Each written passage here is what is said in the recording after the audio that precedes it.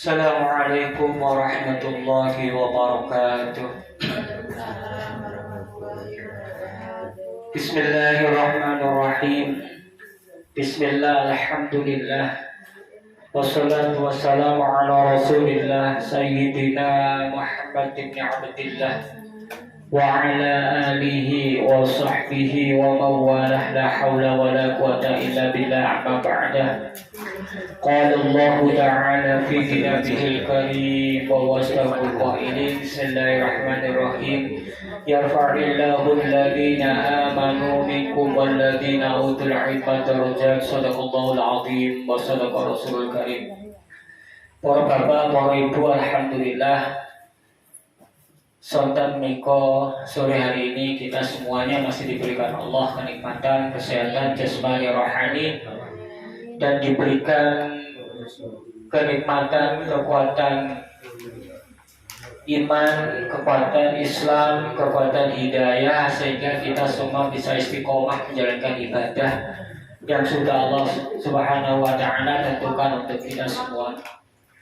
Saat ini bagian air yang kedua, yaitu tentang air tahir ghairu mutahhir, air yang suci tapi tidak mensucikan. Maksudnya air suci ini apa? Maksudnya adalah ketika air ini terkena badannya najis. Ketika air ini terkena pakaiannya boten najis. Airnya juga bisa dikonsumsi, saged diminum karena air suci. Akan tetapi ghairu mutahhir, air ini tidak bisa dipakai untuk bersuci. Manane nopo? Banyune suci, tapi gak iso kanggo ngilangno najis, gak iso kanggo ngilangno hadas. Kalau wudu pakai air ini, maka wudunya tidak sah karena tidak memenuhi syarat air yang boleh dipergunakan. Saat ini bahas tentang air tahir ghairu mutahhir. Kula review sebentar ya. Saya ulangi sebentar mawon garis besarnya. Kemarin ada air tahir mutahhir, air suci mensucikan, yaitu air mutlak. Ada berapa air mutlak? Ada 7. Napa mawon air mutlak? Balik nih, makanya Imam Syafi'i ku ngajari kalau kali panjenengan yang pundi-pundi ku boto kertas kali boto bolpen. Jadi napa nggih nyatet. Soalnya ilmu iku diibaratno kaya binatang ternak. Sampeyan ngertos binatang ternak, binatang peliharaan iku lho. Binatang iku lek wis poma, gak usah dicancang. Engko ucul balik dewe. Paham nggih maksud iki? Binatang kalau wis koma, ketika dia lepas itu kembali sendiri. Sampun, ada air yang dinamakan dengan air mutlak. Air mutlak itu air yang secara zatnya dia suci dan mensucikan. Yang pertama ono banyu udan. Banyu udan ini bisa dipakai wudhu, walaupun mungkin karena bercampur dengan udara kotor di atas, kena debu akhirnya menjadi keruh, itu tetap airnya suci. Air kali, air laut, air sumur, air es atau air salju itu suci. Ada 7 macam. Nah sekarang kita bahas air yang tahir ghairu mutahhir. Bismillahirrahmanirrahim. Mulai konsentrasi ya ngaji ya. Air tahir ghairu mutahhir adalah air yang suci tapi tidak bisa dibuat bersuci. Kemarin kita jelaskan air mutlak, air apa saja yang boleh buat bersuci. Al-ma'u utawi banyu. at-tahiru kang suci ghairu mutahhirin kang ora nyuciake salah satu anwa'in iku ana telu. Jadi air yang suci yang tidak bisa dibuat untuk bersuci itu ada 3. Saya ulangi, maksudnya air suci adalah jika air ini terkena badan, maka badannya tidak najis. Jika air ini terkena pakaian, pakaiannya tidak najis. Dan air ini boleh dikonsumsi, dibuat masak, boleh dibuat minum, boleh. Tapi sifatnya ghairu mutahhir, tidak bisa dibuat bersuci. Digunakan wudhu, gak sah wudhunya. Digunakan mandi junubnya gak sah. Dibuat menghilangkan najisnya tidak hilang. Tapi airnya suci, boleh diminum. Nah itu jenisnya ada 3 air ini. Al-ma'u suci kubanyu, al-mutaghayyiru kang owah kasiron kelawan akeh, bimukhalatatin kelawan sebab kecampuran tohirin perkara kang suci, yastaghni kang semuge anhu saking mukhalatati mau kecampuran mau al-ma'u opo banyu. Walam yakun lan ora ana apa khalithah perkara sing nyampuri mujawizan iku nyandingi lahu kedue banyu kasukarin kaya gula wa asalin lan madu. Jadi jenis air tahir ghairu mutahhir yang pertama adalah air banyak yang kecampuran perkara suci, yang air tersebut tidak membutuhkan barang atau zat yang mencampurinya itu, dan tidak berdampingan dengan airnya. Itu yang mananya. Berdasarkan ukuran air ada berapa? Masih ingat? 2. Air sedikit dan air banyak. Air banyak adalah air yang lebih dari 2 kula. 2 kula gampangannya 270 liter. Kalau diukur panjang, lebar, dan kedalamannya 60 cm, panjangnya 60 cm, lebarnya 60 cm, kedalamannya 60 cm. Kalau di takaran volumenya 270 liter, itu namanya air banyak. Air sedikit adalah air yang kurang dari 2 kula.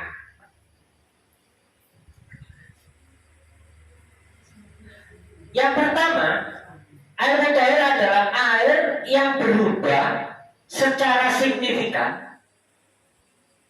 Air yang berubah secara signifikan sebab kecampuran perkara yang suci.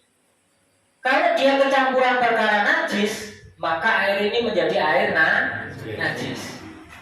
Tapi ini dia kecampuran perkara yang suci. Dan perubahannya signifikan atau dominan.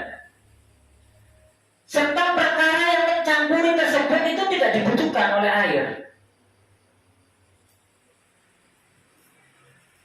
Kalau kemarin kan ada air yang berubah sebab sesuatu yang air tersebut tidak bisa terhindar. Contoh koyo dari tempatnya mengalir lalu melewati saluran yang salurannya mengandung belerang atau mengandung pasir, dia berubah sifatnya, maka itu tetap tohir mutahhir, suci mensucikan. Atau air yang melalui perpipaan, lalu perpipaannya ngelumut sehingga warnanya atau baunya air berubah menjadi seperti aromanya lumut.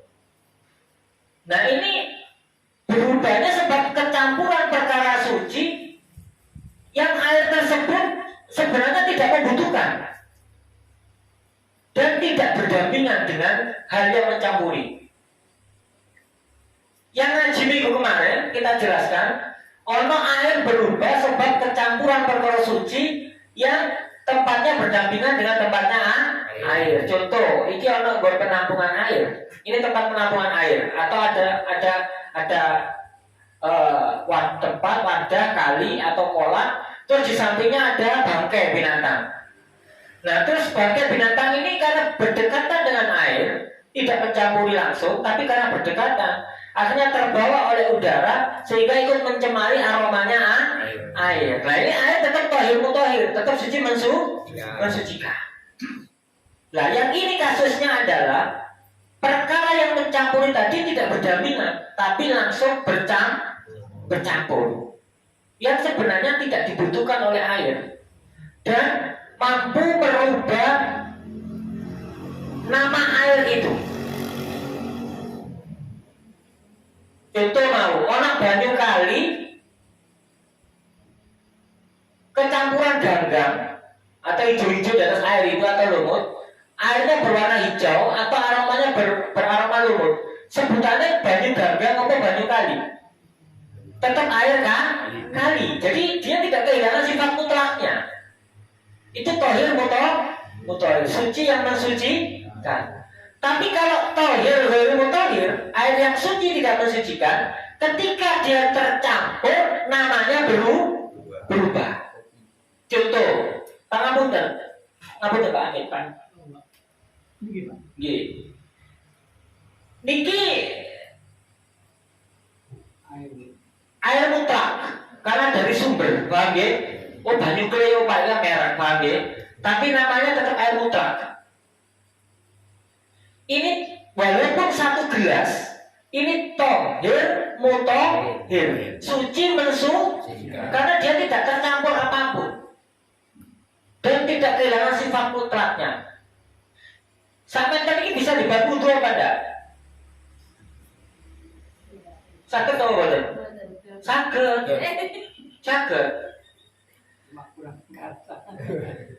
Jadi kalau panjenengan kita ada di daerah yang kekurangan air atau dalam keadaan dingin kok nang Malang atau nang dhuwur gunung, ate wudu, kamu di karo banyu nggih. Nah, tapi sebenarnya kalau udara dingin itu sudah melebihi batas takaran wajar kita sudah boleh tayamum. Kalau udaranya di luar udara normal yang kita kebiasaan. Nah, karena airnya terlalu dingin kita boleh tayamum. Tapi gak kepingin tayamum, kepingin nyempurnano dengan berwudu, pakai air 1 gelas. Caranya bagaimana? Caranya kudu niat istighrof. Ikhtirof niku ngeten, ikhtirof niku. Niat tangan iki digunakan sebagai alat ceduk-ceduk bawah nggih. Nah, sehingga tidak terbasuh. Pun banyu digerojokno, seret. Nah, ini diniati sebagai ini. Digunakan sebagai alat diniati, namanya ikhtirof. Air dituangkan, terus dibuat basuh muka. Nawaitul wudu alirof ilhadasil aswari fardholillahi ta'ala. Diratakno. Sudah, diratakno. Air yang belum terpisah dari anggota, belum menetes, ini namanya masih air tohir mutohir. Kecuali banyune wis netes, lah tetesannya inilah namanya tohir ghairu mutohir karena dia sudah digunakan untuk bersuci. Kok ini campur nanggone wadah di dalam air, sing airnya kurang dari 2 kolam, maka ini menjadi tohir ghairu mutohir namanya mustamal. Tapi kalau dia masih melekat di tubuh, ini masih tohir mutohir. Ditaruh di telapak tangan, wis diniati ikhtiraf nggih, tangan ini sebagai alat. Terus dibasuh nawaitul wudu alirof ilhadasil aswari fardholillahi. Diratakno. Wis diratakno mau gak usah nambah karena sisa air di sini masih bisa untuk mensucikan. Wis roto. Yang wajib basuhan itu kan 1 kali. 3 kali itu sunnah. 3 kali itu basuhan pertama wajib, kedua sunnah, ketiga sunnah. Sudah cukup ya? Terus telapak tangan kiri disokno banyune. Lah Imam Syafi'i mengatakan ketika wudu menggunakan tangan sebagai alat, wudu niat ikhtiraf. Jadi tidak niat membasuh, tapi tangan ini sebagai alat. Tapi kalau Imam Ghazali tidak perlu karena itu merepotkan. Terus batin aja ini bukan, ini sebagai alat, bukan sebagai anggota yang dibasuh. Digojok nonanggone telapak tangan, digembiro nonanggone tangan, diratano. Kan sini masih ada sisa-sisa air. Selagi masih basah, ini sudah suci karena belum terpisah dari anggota. Oke, siji. Cukup pisah karena yang wajib satu kan kali. Ganti yang mana? Rojok diratano mana? Paham ya? Jadi bisa sampai ini yo entek kanggo wajar tok tangane gak keduman. Itu caranya. Kalau ada air cuma sedikit mau digunakan berwudu, ngoten carane. Boleh. Nanggone daerah durinya kok kadem penono banyu sak gelas ngene, pokoke wudu. Lek soalnya kanggo banyu biar jebul kuwatir adem, mari adem sawe katisem. Priang ban sakene. Boleh panggil. Terus mari ngono rambut. Telinga iki sunah. Mau jenengan basuh ya gak apa-apa. Diusap ya gak apa-apa. Mari terus kaki ana boyo padha karo tangan kalau didotong ini. Terus dibasuh di kaki. Yang wajib kan sampai mata kaki saja. Basuh.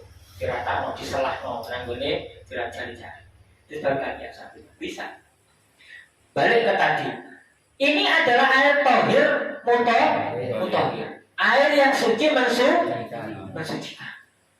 Tapi lah ini wis dicampur teh. Maka berubah menjadi air teh. Jangan masih nyebut air putih apa air teh? Air teh. Namanya sudah berubah dari air mutlak dan dia tercampur perkara yang suci. Yang perubahannya signifikan. Tapi jangan campuri teh, mek titik. Jangan campuri betadine mek titik. Campuri kopi mek titik. Perubahannya mek puyeh ngono wae. Paham ya? Dan sampai berubah kuning atau hitam, itu masih boleh digunakan berwudu. Paham ya? Tapi kalau perubahannya itu mencolok atau signifikan, itu sudah jadi kuning atau jadi hitam, maka ini sudah tohir ghairu mutahhir. Maksudnya tohir apa? Tercipratan di badan, badannya terciprat di pakaian diminum juga boleh karena suci, tapi tidak bisa digunakan berwudu. Banyu nobak. Ini suci nopo? Tahir mutahhir apa tahir mutahhir? Tahir mutahhir saking belum tercampur. Tapi kalau didiamkan lama di dalam bak atau timbo, terus aromanya berubah jadi rojok banget. Ini boleh berwudu enggak? Digunakan berwudu enggak? Boleh ngaji yang bab kemarin karena berubah dengan sendirinya terlalu lama mengendap. Paham ya? Atau ada lumut yang muncul di dalamnya, boleh. Tapi dia berubah jadi legi mergo dicampur banyu gula, dicampur dengan air gula, maka menjadi airnya menjadi manis. Maka ini tohir ghairu mutahhir, suci tapi tidak bisa dibuat bersuci. Dicampur kapur jadi banyu kapur, dicampur mawar jadi banyu mawar. Ini sudah tidak boleh buat bersuci, walaupun bening, tapi sudah mengalami perubahan, aromanya berubah, warnanya berubah, rasanya berubah. Paham ya? Tapi kalau yang bijak ngaji betul pulpen kalau kertas ya, kesana iling. Tapi kalau dia tercampur sesuatu yang tidak bisa dihindarkan, ini boleh nyampur mana jangan malah bingung mana. Kayak kali terus tercampur rontokan pohon yang terbawa angin. Kali pinggirnya banyak pohon. Ini kan nggak bisa dihindari karena angin rontok kabeh. Akhirnya menjadi keruh atau warnanya jadi hijau atau jadi bau sebab tercampur dengan daun-daun yang jatuh tadi. Warnanya berubah. Tohir mutahhir apa tohir ghairu mutahhir? Tohir mutahhir karena tidak bisa dihindarkan. Bedanya di situ. Kemarin kan ada 5 perkara yang berubah, air yang berubah. Salah satu sifat dasarnya, tapi masih tohir mutahhir. Satu yang mencampuri adalah perkara suci. Tapi ada beberapa yang kemarin itu air berubah dengan sebab mengendap secara lama. Terus berubah sebab ada sesuatu yang menetap di dalam air seperti ikan, gagang, debu, kapur. Tapi secara alami di dalam tidak tercampur. Paham ya? Terus air yang berubah sebab adanya sesuatu sesuatu yang suka dihindarkan, seperti daun-daun yang rontok, air yang berubah dengan adanya benda yang bertempat di air seperti ikan, lumpur, itu boleh. Ada 5 kemarin guys. Nanti kalau masuk ke situ, bab ini menjadi rancu. Yang pertama, pelan-pelan ya. Air tohir, ghairu mutahhir, suci tapi tidak mensucikan adalah air yang berubah secara banyak karena bercampur benda suci dan benda itu tidak dibutuhkan oleh air, tidak pula berdekatan dengan air. Ono banyu dicampur madu. Nah, ini menjadi tohir ghairu mutahhir dan tidak bisa dipisahkan. Ono banyu nambah bercampur dengan minyak kote. Bisa berwudu enggak? Bisa. Karena air dengan minyak tidak menyatu. Paham ya? Yang berubah, yang menjadikan tidak bisa dibawa bersuci adalah ketika percampuran itu tidak bisa dipisahkan. Kalau bercampur dengan minyak itu dia pisahkan, maka minyaknya digilir, kan dia nggak akan bercampur, minyaknya ngambang. Dipisahkan, maka diambil yang dalam, boleh, disaring, boleh. Kalau nggak bisa dipisahkan, nggak bisa. Sudah paham ya? Yang pertama adalah air yang berubah secara banyak, secara signifikan perubahannya sebab bercampur dengan benda suci. Dan benda yang mencampur tersebut tidak dibutuhkan oleh air dan tidak pula berdekatan. Lah ono banyu kok sandingnya ono batang, ono bangkai. Lalu dia berubah baunya, warnanya, rasanya. Tapi bangkai ini kan tidak mencampuri, hanya di sampingnya saja. Dia berubah sebab dua air. Makanya tetap tohir mutahhir kan tidak mencampur sebab sesuatu yang ada di sampingnya. Tapi bercampur maka itu menjadikan tohir ghairu mutahhir. Ampun, yang pertama paham? Yaitu air yang tercampur dengan benda suci dan berubah secara banyak, secara signifikan. Yang benda suci tersebut tidak dibutuhkan oleh air. Yang kedua, al-ma'u iku banyu, al-qalilu kang titik, al-musta'malu kang denggo, lirof'i hadasin krono ngangkat hadas au izalati najasin utawa ngilangi najis. Tohir ghairu mutahhir, air suci tapi tidak bisa dibuat bersuci. Yang kedua adalah air sedikit. Apa tadi air sedikit? Kurang dari 2 kolah. Air sedikit yang sudah digunakan untuk menghilangkan hadas atau untuk menghilangkan najis. Pelan-pelan ya. Tohir ghairu mutahhir, air suci tapi tidak bisa dibuat bersuci. Yang kedua adalah air sedikit yang sudah digunakan untuk menghilangkan hadas atau menghilangkan najis. Itu namanya air mustakmal. Air mustakmal, air yang sudah digunakan. Kalau air lebih dari 2 kolah tidak bisa menjadi mustakmal. Paham ya, Bu? Air yang lebih dari 2 kolah tidak bisa menjadi mustakmal. Yang dinamakan air mustakmal adalah air sedikit, yaitu kurang dari 2 kolah. Ono air mustakmal kurang dari 2 kolah. Air kurang dari 2 kolah sudah digunakan untuk bersuci. Terus ada lagi di tampungan yang lain air kurang dari 2 kolah, air sedikit sudah digunakan untuk bersuci. Iki air sedikit, podo-podo sudah digunakan. Sudah digunakan. Berarti ini air mustakmal. Ini air mustakmal. Terus dicampur menjadi 2 kolah lebih, menjadi 300 liter. Ini mustakmal apa betul? Mustakmal apa enggak? Oh, Tidak, karena air lebih dari 2 kola tidak akan menjadi air musta'mal. Walaupun percampuran dari air musta'mal. Paham ya? Paham ya? Intinya di situ air yang lebih dari 2 kola tidak akan bisa menjadi musta'mal. Paham ya?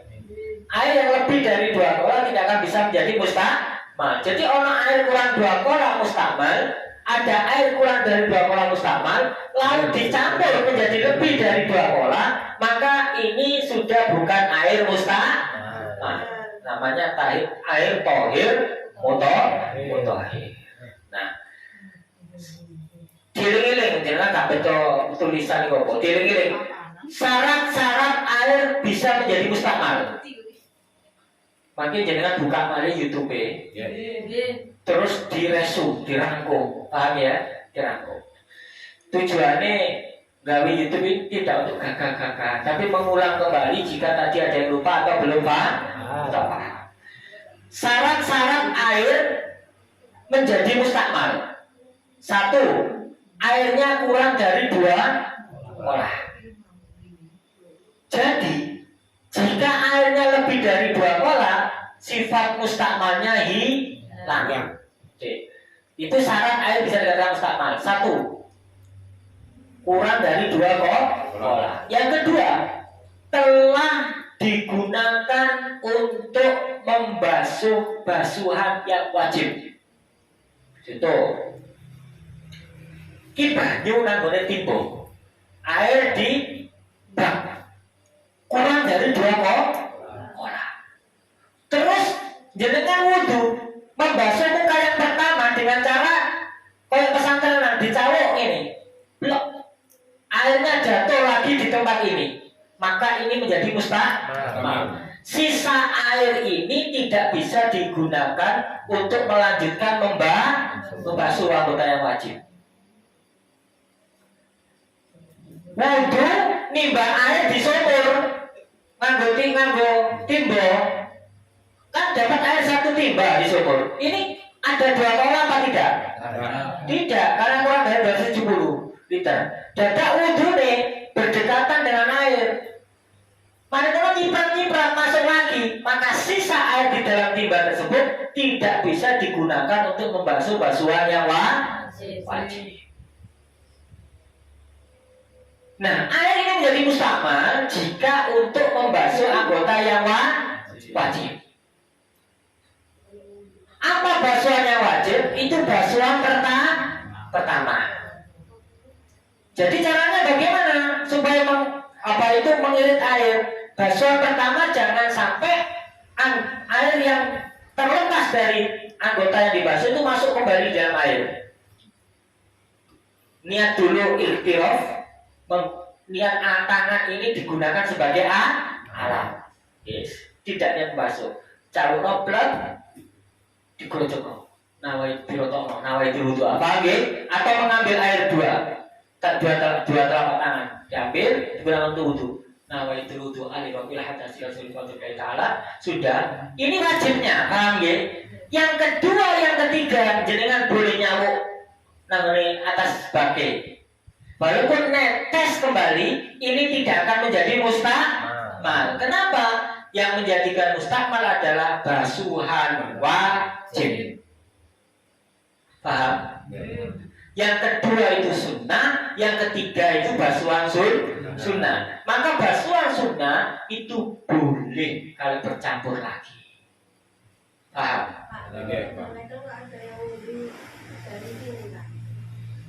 Boleh. Wudu. Gini bagaimana? Air itu digerojok ini.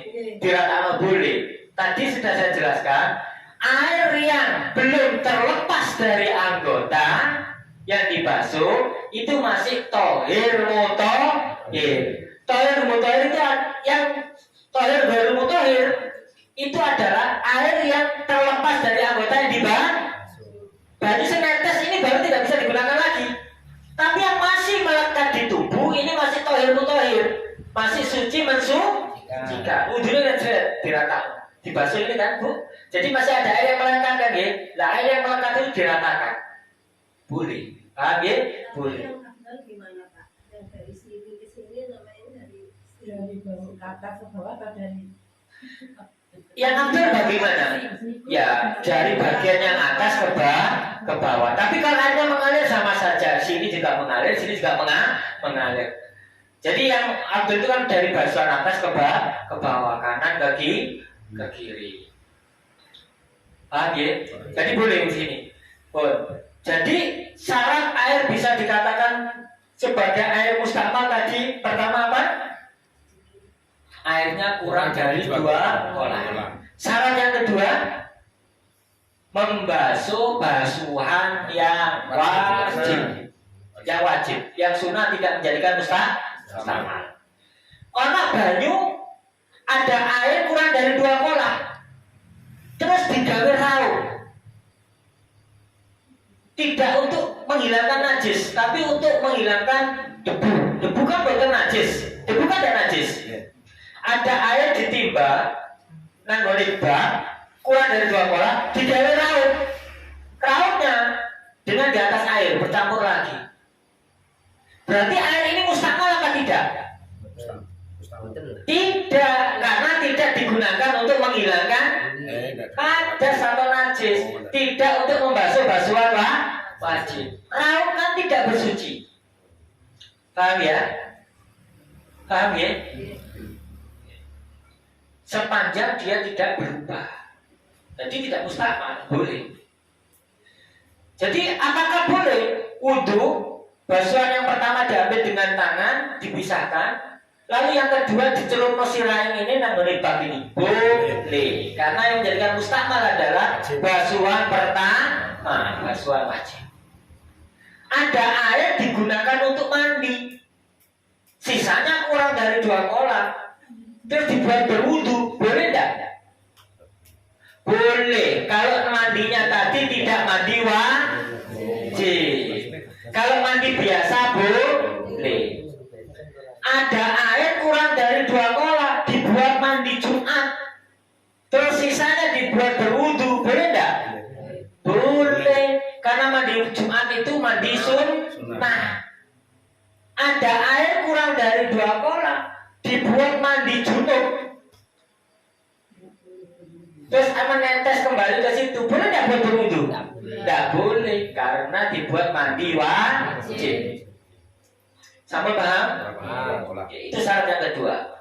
Syarat yang ketiga, airnya sudah terpisah dari anggota yang dibasuh.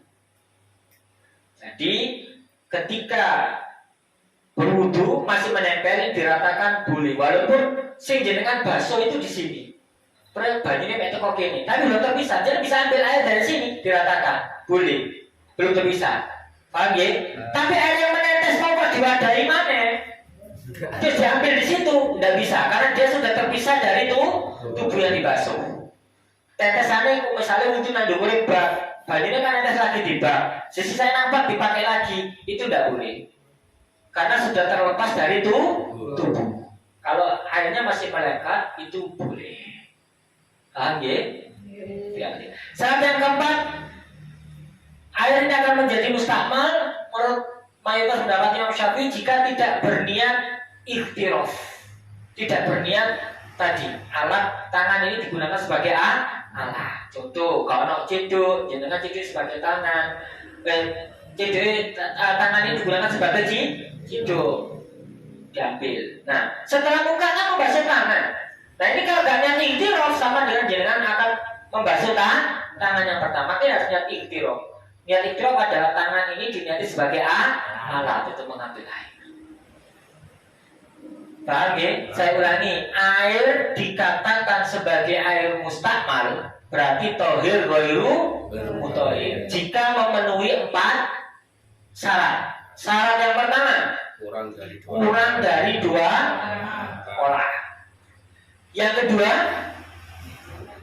tidak digunakan untuk membasuh anggota yang wajib. Anggota yang sunnah telah digunakan untuk membasuh anggota yang wajib. Anggota yang sunnah boleh masuk kembali bercampur, yang wajib tidak boleh. Yang ketiga, sudah berpisah dari anggota yang dibasuh. Yang keempat, tidak niat iktiraf. Nah, itu yang nomor 2. Yang nomor 3, air tairul mutawwir. Al-ma'u iku banyu. Al-mustakhraju kang metu min nabatil ardi saking tumbuh-tumbuhan bumi. Bi asrin sebab diperes, au tabkhin sebab disuling, au nahwi utawa sepadane asr au tabkhin. Kama iwadi koyo banyu mawar, wa ma'in narjilan banyu klopo. Yang ketiga adalah air yang keluar dari tumbuh-tumbuhan. Contoh, air kelapa itu suci atau najis? Suci. Boleh diminum, tapi tidak bisa digunakan berwudu. Atau air yang keluar dari perasan tumbuhan. Ono wit-witan yang diperes keluar airnya. Airnya itu suci apa najis? Suci, bisa diminum. Kena pakaian tidak apa-apa. Tapi air perasan dari tumbuhan tadi tidak bisa digunakan untuk berwudu. Paham ya? Air yang keluar dari tumbuh-tumbuhan bumi sebab diperas atau disuling atau sebab nyumber atau terkandung di dalam air di dalam tumbuhan tersebut tidak boleh. Air kelapa itu ada di dalam kelapa ada airnya, tidak boleh. Dia diminum boleh karena ada najis, tapi dipakai berwudu tidak boleh. Itu namanya tohir ghairu mutahhir. Diulang, ada berapa air tohir ghairu mutahhir? 3. 1, air yang berubah secara banyak sebab kecampuran perkara yang suci, yang perkara tersebut tidak dibutuhkan oleh air. Seperti tadi air dicampur kopi, dicampur teh, dicampur susu, dicampur madu, dicampur kapur yang tidak dibutuhkan oleh air, dan itu merubah namanya menjadi air kapur, air kopi, air teh. Yang kedua, air mustakmal, yaitu air yang sudah digunakan untuk menghilangkan hadas atau menghilangkan najis. Air bisa dikatakan mustakmal jika 1, kurang dari 2 olah. 2, digunakan untuk membasuh basuhan wajib. 3, sudah terpisah dengan anggota yang dibasuh. 4, tidak niat iktiraf, tidak digunakan sebagai itu untuk menghilangkan hadas. Nah, air dikatakan mustakmal sebab menghilangkan najis, itu syaratnya juga ada 4. Pelan-pelan ya. Yang 4 yang tadi, air itu menjadi mustakmal untuk menghilangkan hadas. Ono hadas, ono najis. Saya sudah jelaskan perbedaan hadas dan najis di pertemuan yang dulu. Air dikatakan mustakmal untuk menghilangkan hadas itu sebab 4. Kurang dari 2 olah, untuk membasuh basuhan wajib, terpisah dari anggota yang dibasuh. Yang keempat, tidak niat iktiraf. Ini untuk menghilangkan hadas. Air juga bisa menjadi mustakmal sebab untuk menghilangkan najis dengan syarat 1, kurang dari 2 olah. Jika lebih dari 2 olah, tidak apa-apa. Ubah-ubah dijebur-jebur tidak apa-apa. Yang kedua, air yang mendatangi najis. Paham ya? Air yang mendatangi najis, bukan najis yang mendatangi air. Itu pelan-pelan ya, pakai ini bak terisi air, airnya suci, terus dicampur dengan pakaian najis. Bak airnya di dalam bak dulu.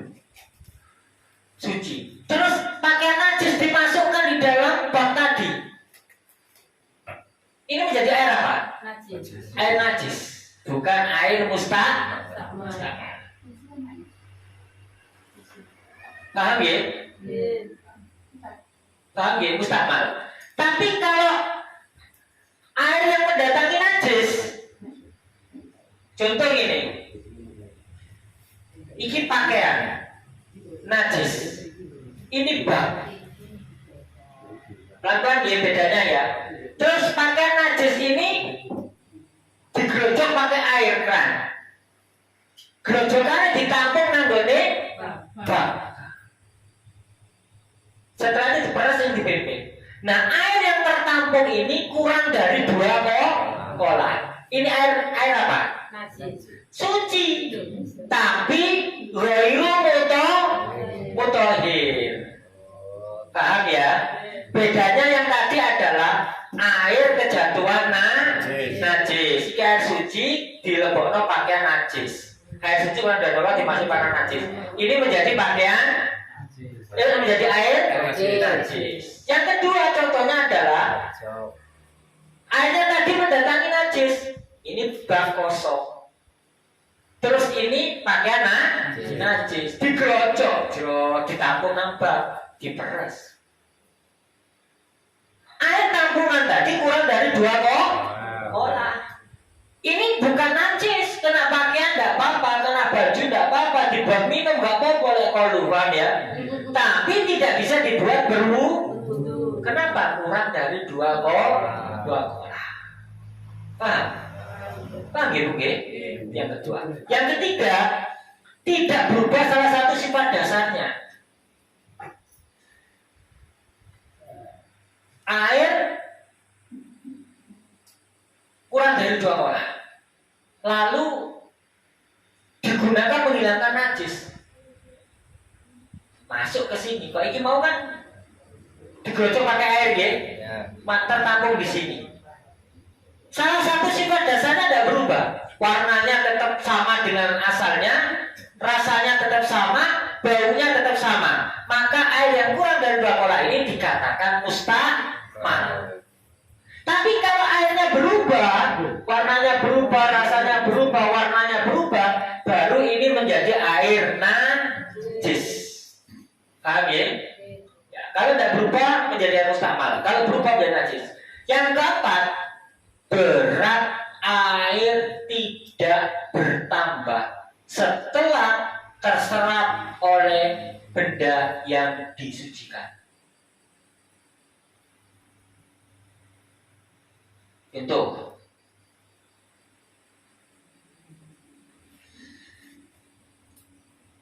ono bak,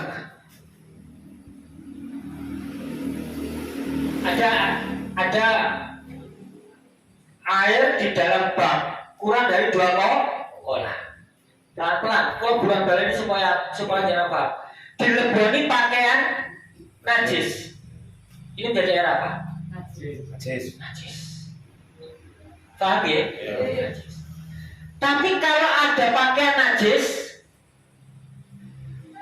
terus ditaruh di bak, habis itu dikasih air, digerojoki air, sampai airnya melebihi permukaannya pakaian. Airnya suci apa najis? Suci, karena benda suci mendatangi najis. Yang pertama tadi benda najis didatangi perkara suci dan kurang dari 2 kolah. Sudah. Ini bisakah mensucikan air? Mensucikan pakaian? Bisa. Walaupun gak amber, walaupun tidak mengalir. Paham ya? Jadi pakaian yang direndam tadi, caranya bagaimana? Pakaiannya ditaruh dulu di bak, baru diisi air. Airnya sudah melebihi permukaan pakaian. Pakaian yang di dalam ini semuanya menjadi suci. Selagi pakaian ini belum diangkat, ini namanya tohir mutohir. Jadi air rendaman tadi boleh digunakan untuk berwudu. Paham ya? Tidak apa-apa pokoknya wolu. Namanya tohir mutohir. Paham ya? Paham ya? Tapi kalau pakaiannya sudah diangkat, berarti kan ada air yang terserap di sini. Volumenya berkurang, maka ini menjadi tohir ghairu mutahhir. Pakaian yang tersisa ini suci apa najis? Suci, karena tadi sebelumnya sudah suci. Tapi pak airnya yang tersisa tidak bisa buat bersuci, karena volume air berkurang setelah terserap benda yang disuci. Paham? Paham ya? Kula baleni. Bak diisi pakaian najis, lalu digerojok air sampai di atas permukaan pakaian. Airnya suci apa najis? Suci. Bisa dibuat bersuci enggak? Bisa. Tapi ketika benda yang disucikan tadi diangkat, volumenya berkurang karena ada air yang terserap, maka sisa airnya itu dikatakan air mustakmal. Pakaiannya di dalam tadi suci apa najis? Suci. Dan air yang tersisa ketika terciprat baju atau terciprat badan, najis apa suci? Suci. Tapi sisa air yang berkurang volumenya tadi namanya tohir ghairu mutahhir, tidak bisa digunakan untuk bersuci. Lalu ketika dia ditambah lagi, volumenya bertambah lagi di atas permukaan air, maka itulah menjadi tohir mutahhir. Paham ya? Kalau volumenya tadi berkurang, tohir ghairu mutahhir. Paham? Yang keempat, tadi beratnya air tidak tertambah. Diulang, air suci menjadi air mustakmal sebab digunakan menghilangkan najis ada 4 syarat. Yang pertama, air kurang dari 2 pola. Yang ketiga, air mendatangi najis, bukan najis yang mendatangi air. Yang ketiga, tidak berubah salah satu sifat dasarnya air. Yang keempat, berat air tidak bertambah sebab berkurangnya air yang terserap benda yang disucikan. Tapi nek bertambah menjadi tohir mutahhir. Paham ya? Ya, dijoki lagi. Paham ya? Itu baru tohir mutahhir. Tapi kalau sifatnya berubah, maka dia menjadi air najis. Paham? Jam itu. Boleh buka tanya jawab misalnya. Titik-titik sepenting paham daripada diserempeng banyak tidak paham. Ngajinya ketik-ketik sedikit pokoknya paham. Nanti lepotin paham bisa dibuka lagi di YouTube-nya. Besok kalau ngaji bawa pensil, bawa buku. Karena itu ibarat binatang ternak, ilmu itu. Binatang itu kalau sudah poma, walaupun tidak diikat, mulai. Begitupun ilmu, kalau sudah paham, sudah hafal, tidak ditulis, tidak masalah. Tapi kalau binatang itu belum poma, gak ditaleni, ucul, bedal, hilang. Ilmu juga gitu, apale dulu, tidak ditulis, baru lupa. Wassalamualaikum warahmatullahi wabarakatuh. Ngaji gak eling, tulisannya tidak ada. Ya wis masalah. Kalau ngajinya lupa, tulisan masih ada, bisa dibaca kembali. Iki ngajinya lupa, tulisannya tidak ada. Komplit. Buka YouTube ya wis. Tulisannya gantine YouTube. Angger lali buka YouTube, sing digoleki nang ngene menit ke-20 ngenteni. Kalau tulisan kan tinggal baca, jangan mana yang lupa. Paham ya? Ada pertanyaan? Efek tua apa? Efek tua. Efek tua ya laut bisa buat wudhu. Boleh, air laut itu walaupun kemasukan bangkai apapun tetap suci karena air laut tidak air banyak lebih dari 2 pola dan air laut itu tidak akan pernah bisa berubah. Boleh. Ngaji. Seandainya misalkan kok pas kita pakai sarung, pokoknya pakai mau niat mau kegiatan agama, nah terus di perjalanan habis hujan, nah wonten ada genangan-genangan, nah kebetulan keceprot, artinya keceprot kita tidak tahu di situ entah mungkin dari kotoran yang binatang-binatang yang lewat itu seperti pasar sapi itu kan banyak. Keceprot itu sebaiknya itu berganti, misalkan kalau mau ada kegiatan agama pas kebetulan mau sholat, nah itu sebaiknya berganti atau bagaimana? Sama seperti jenengan perjalanan naik sepeda motor, ternyata pasar Bongkaran banjir, pasar situ banjir, akhirnya terus jagang-jagang celonone kena banyu banjir. Suci apa tidak suci? Karena air hujan yang jatuh itu banyak. Nah ini maksudnya tidak banyak Oh, kalau genangan enggak? Najis. Oh najis ya. Najis. Jadi ada genangan sedikit. Iya. Nah, keceprot ya. Habis hujan. Berarti sebaiknya berganti. Kalau dia di situ jenengan meyakini bahwa itu dia genangan itu terkena perkara najis. Kan genangan kan sedikit airnya. Kalau jenengan yakin di situ ada najisnya, maka itu menjadi najis. Tapi kalau dia warnanya itu karena tidak bercampur dengan perkara najis, dia tetap air suci, tapi tidak bisa buat mensucikan karena tercampur. Tapi kalau dia berubahnya karena secara alamiah, karena tempatnya yang membuat dia berubah, atau lewatan air itu menjadikan dia berubah, maka tetap tohir mutahhir. Paham ya? Tapi kalau jenengan mengatakan bahwa itu tidak tahu ada najis, ya hukumnya nggak tahu sama dengan tidak ada. Paham ya? Jadi nggak apa-apa.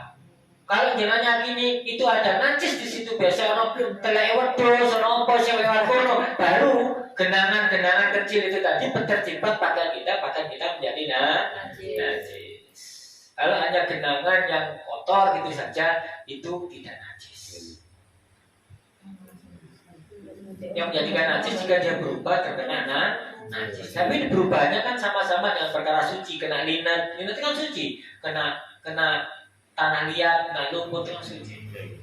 Apa? Ada pertanyaan yang lain? Cukup? Kemudian menjadi ilmu yang manfaat, ilmu yang barokah, menyempurnakan ibadah. Pesan kula ojo bosen ngaji. Banyak majelis ilmu, perbanyaklah guru. Paham ya? Kalau kita banyak guru, kita bisa satu dapat tambah banyak referensi, yang kedua kita punya komparasi, punya perbandingan. Loh, ini kok beda dengan ini? Nanti kita mencari kebenarannya. Tapi kalau kita hanya ngaji dengan satu guru, kita hanya mengambil satu kebenaran dari satu guru itu, kita tidak tahu bahwa itu salah, tidak benar aja, karena tidak ada ilmu pembanding yang lain. Jadi banyak ngaji, banyak majelis, banyak cari guru-guru di tempat yang lain. Karena bisa jadi yang saya sampaikan juga salah karena keterbatasan ilmu saya, dan mungkin kekhilafan. Saya tidak bermaksud mengucapkan itu, tapi terlepas kata-kata itu. Nah, semoga menjadi ilmu yang manfaat dan menjadi istiqomah ibadah. Amin. Al-Fatihah.